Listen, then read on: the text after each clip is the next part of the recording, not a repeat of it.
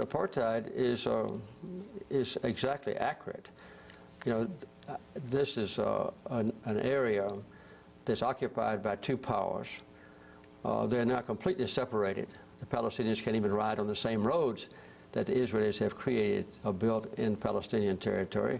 The Israelis never see a Palestinian except they're Israeli soldiers. The Palestinians never see an Israeli except at a distance, except the Israeli soldiers. So within Palestinian territory, they're absolutely and totally separated, much worse than they were in South Africa, by the way. And the other thing is, the other definition of apartheid is one side dominates the other, and the Israelis completely dominate the life of the Palestinian people. Why don't Americans know what you have seen? Americans don't want to know, and many Israelis don't want to know what is going on inside Palestine. It's a terrible human rights persecution that far transcends what any outsider would imagine. And there are powerful political forces in America that prevents any objective analysis of the problem in the Holy Land. I think it's accurate to say that not a single member of Congress with whom I'm familiar would possibly speak out and call for Israel to withdraw to their legal boundaries or to publicize the plight of the Palestinians, or even to call publicly and repeatedly for good faith peace talks. There hadn't been a day of peace talks now in more than 7 years. So this is a taboo subject, and I would say that if any member of Congress did speak out, as I've just described, they would probably not be back into Congress the next term. Who are these forces that you're talking about? Well, there's an inherent commitment in America, which I share as a Christian, of a deep commitment to make sure that Israel is safe and that Israel is free, and that they can seek for peace. So there's a strong inclination for all of us to support Israel's continued existence in peace. And that is added on to by the very effective work of the American-Israeli group called AIPAC, which is performing its completely legitimate task of convincing Americans to support the policies of the Israeli government. And AIPAC is not dedicated to peace.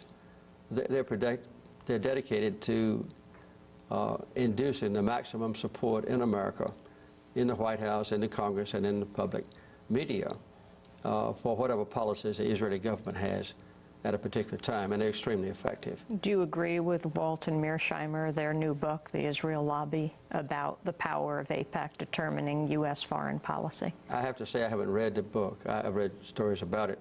I don't really know about the details of it, but I do know that AIPAC is very powerful and completely legitimate. I'm not complaining because that's their purpose in life, and AIPAC, I think, was organized in the distant past, I think, when Eisenhower was president, and they've grown in influence, and in some ways they are to be admired. Did they influence you as president? Not really, because I was immune from those pressures. When I was elected president, you know, I came out of nowhere. Nobody thought I was going to win until the last minute, and so I wasn't obligated to them. And I worked assiduously almost every day of my term as president to bring peace to Israel, and also peace to Israel's neighbors. And we negotiated a peace treaty between Israel and Egypt, not a word of which has ever been violated. So I don't think there was any doubt that that my commitment then and now was to see Israel have peace, living in harmony with its neighbors, and justice as well, and peace for Israel's neighbors. President Carter, when did you come to understand, through your presidency and beyond, the situation of the Palestinians? Well, the situation with the Palestinians when I was president was not all that bad. The first time I went to Israel, I was governor and I went to the West Bank. There were only 1,500 settlers in all of the West Bank. And the general presumption, even by Israeli leaders with whom I met, was that Israel would withdraw from the Palestinian territories. It was a temporary thing. And when I negotiated an agreement with the Prime Minister of Israel, Menachem Begin, he agreed that the political forces and the military forces of Israelis would be withdrawn from Palestinian territory. That's all in a written agreement. But in the last 10 years, I would say the situation has deteriorated rapidly. Not many people are permitted to go and visit as we have done. For instance, members of B'Tselem, the outstanding human rights organization within Israel, those members are not permitted to go into areas of the West Bank. They have to observe from a distance what goes on, say, in Gaza now. But on 3 occasions, the Carter Center, led by me personally, have been invited by the Palestinians to monitor their election. In 1996, when Arafat was elected president and the first parliament, so-called, was elected. Again, after Arafat died, when Mahmoud Abbas was elected president, and then in 2006 in January, when the Hamas ran for parliamentary seats, and they were successful. So in performing the duty of monitoring election, we are obligated to go to every village and every town in the entire West Bank, and also throughout Gaza, to see what's going on. So we could see the terrible plight of the Palestinians, the fact that Israel has over 200 settlements on Palestinian territory, all fortified, that Israel has over 500 checkpoints in Palestine where the Palestinians can't move from one place to another, and where there's a wall being built completely surrounding Gaza, completely surrounding Bethlehem and other substantial sized cities, deeply intruding into Palestinian territory and encompassing more and more land for the Israelis to take away from Palestine. And the fact is that the West Bank is a tiny little place that was carved out for the Palestinians, just 22% of the total land. But the problem is that Israel wants to take that 22% and control it.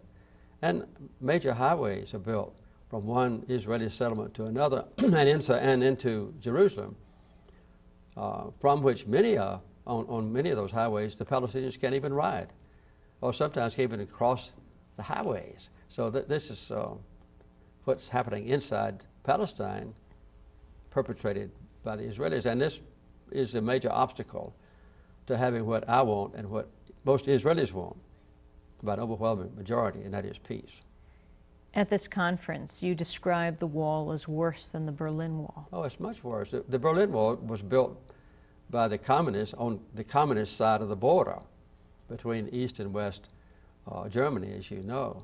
This wall is built on Palestinian land, and it's designed not for security. That's an ancillary benefit, but it goes deep within the West Bank just to carve out more and more land for the Israelis to occupy in Palestine. What is the point of the wall? The wall was built, was planned originally by Yitzhak Rabin when he was prime minister. He's the one that negotiated the Oslo Agreement, a peace agreement, to be built along the border, the 1967 border between Israel and Palestine. And the International World Court and I and others approved completely. There's nothing wrong with that. That would have been like the Berlin Wall. But then Rabin was assassinated, and his successors, Netanyahu and Sharon and others, decided, let's move the wall from the Israeli border to intrude deeply within Palestine to carve out some of that precious land for the Israeli settlers to occupy.